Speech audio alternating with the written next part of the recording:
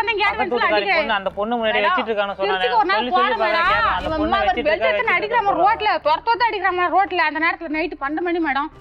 என் புள்ளி அண்ணே மேடம் வீட்ல சேர்த்துக்கவே இல்லை மேடம் நான் சொன்னா கேப்பியா சொல்லு மேடம் உன்னோட வாழ்க்கை நீ பாத்துக்கோ வேலைக்கு போ இல்ல மேடம் வீட்டுக்கோ மாஸ்கெட்டுக்கோ எங்க வேணா வேலைக்கு போ உன் வாழ்க்கை இல்ல மேடம் என்ன மன்னிச்சிரு மேடம் நீங்க என்ன வேணா பண்ணுங்க மேடம் நான் கூட மேடம் வாழ்வேன் என் புள்ளிக்கு ஒரு வயசு இல்லை மேடம் அவ்வளவுதான் மேடம் நீங்க நீங்க சாவு கூட அடிக்க மாட்டேன் நான் கூட இருப்பேன் அவங்க கூட வாழ முடியாது இல்ல மேடம் எப்படி வாழ்வாங்க மேடம் அத அவன் அன்னைக்கு நினைச்சிருக்கணும் எப்படி அவனுக்கு பொண்டாட்டி இருக்கா அதான் மேடம் அன்னைக்கு நினைச்சிருக்கேன் மேடம் இவன் பொண்டாட்டி இருக்கே புள்ளருக்கு நினைச்சிருக்கணும் இவன் அடுத்து பொண்ணு வாழ்க்கை எங்க எடுக்கிறான் நான் அவனை விட்டு போக மாட்டேன் மேடம் நான் எப்படி முடியாதேம்மா அவ போய் கம்ப்ளைண்ட் கொடுத்தா 2 பேரும் உள்ள போகணும் பரவாயில்ல போறேன் மேடம் நீ கம்ப்ளைண்ட் கொடுக்க சொல்லு நீ கேஸ் கொடு நான் கேஸ் குடுக்குறேன்னா இவருதான் வேணாம் பாவம் பாவம் அப்படின்னு என்ன பாவம் எனக்கு ஒண்ணு யாரும் பாவம் பார்க்க தேவையில்ல நீ கேஸ் கொடு யாவாகிட்ட நாங்க ஹெல்ப் பண்றோம் உனக்கு யாங்கிட்ட பணம் வாங்கி அவனுக்கு ஹெல்ப் பண்ண மாட்டோம்